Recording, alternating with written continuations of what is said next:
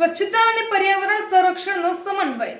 રાજ્યપાલ શ્રી આચાર્ય દેવવ્રતજીએ એક પેડ માં કે નામ અભિયાન અંતર્ગત બનાસકાંઠા જિલ્લાના ઉત્તમપુરા ગામ ખાતે આયોજિત વૃક્ષારોપણ કાર્યક્રમમાં ઉપસ્થિત રહી વૃક્ષારોપણ કરી પર્યાવરણ સંરક્ષણનો સંદેશ આપ્યો હતો।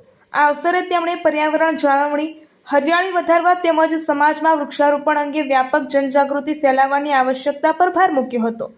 આ અભિયાનમાં લોકોએ માત્ર વૃક્ષારોપણ પૂરતું જ નહીં રાખવા દરેક છોડને દત્તક લઈને તેના સંપૂર્ણ જતન અને ઉછેરની જવાબદારી સ્વીકારી હતી।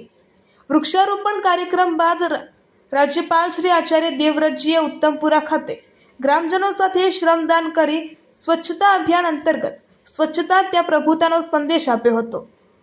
રાજ્યપાલશ્રીએ સ્વચ્છતા અભિયાન અંતર્ગત જાતે સફાઈ કરી સ્વચ્છતા જાગૃતિનો મંગલ પ્રારંભ કરાવ્યો હતો તેમજ સ્વચ્છતા, પર્યાવરણ જાળવણી અને પ્રાકૃતિક ખેતી અપનાવવા માટે ગ્રામજનોને પ્રેરિત કર્યા હતા।